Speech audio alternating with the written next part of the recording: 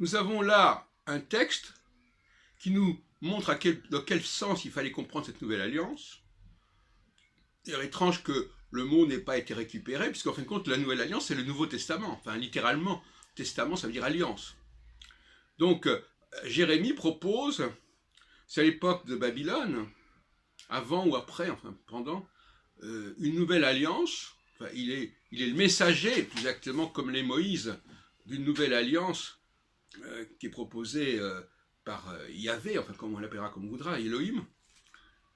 Et il la propose sous de nouvelles bases, et notamment, Dieu ne veut plus être prisonnier des questions de différence entre Israël et Juda, entre les royaumes du Nord et les royaumes du Sud. Il ne veut plus être à la merci de telle et telle variante religieuse, liturgique, etc. Il faut que ces choses soient inscrites complètement dans l'ADN, en quelque sorte, des Juifs et des Israélites, si on veut distinguer les deux. Donc, et il dit même que cette alliance est aussi forte que le fonctionnement du cosmos, que le mouvement des astres. Donc finalement, là aussi, il renforce la pérennité de cette alliance, et il n'est pas du tout, c'est pas du tout une alliance d'ouverture. Donc on voit bien que le texte de Jérémie 31 a été totalement perverti. Cela dit, moi je pense que Jésus était tout à fait sincère. Il parlait pour les Juifs, il parlait aux Juifs et aux Israélites. Il ne parlait pas pour les autres nations.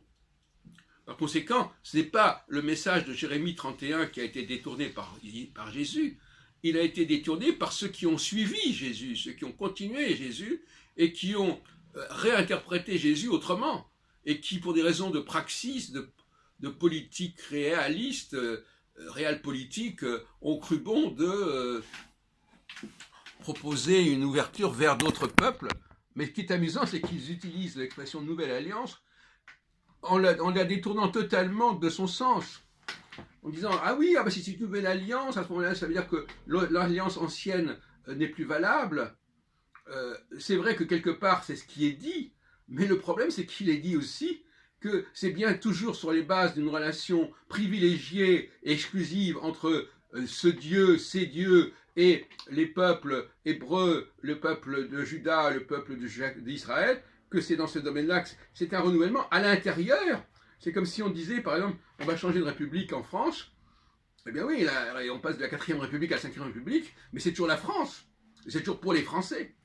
Alors on va dire, ah oui, mais maintenant que c'est la 5e République, ça n'est plus uniquement pour les Français. C'est exactement la même chose. C'est une plaisanterie, en fin de compte.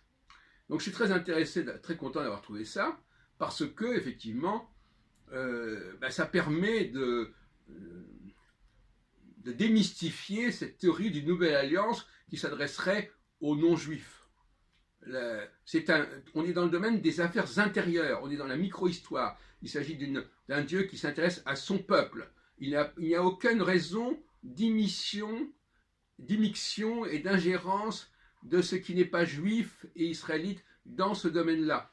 Là, il y a quelque chose d'une intrusion tout à fait insupportable et que j'entends dénoncer.